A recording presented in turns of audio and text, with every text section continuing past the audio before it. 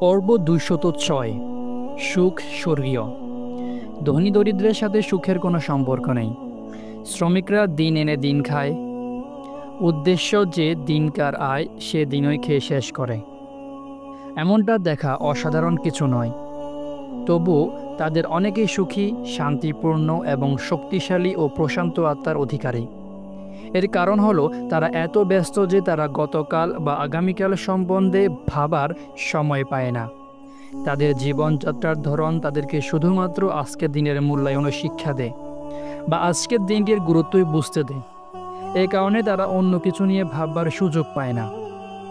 যারা অট্টালিকায় বাস করে তাদের সাথে এদের তুলনা করে দেখুন।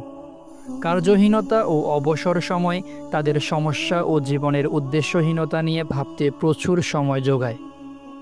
এভাবে তাদের অনেকেই দিনরাত দুর্দশা ও দুশ্চিন্তা আক্রান্ত করে।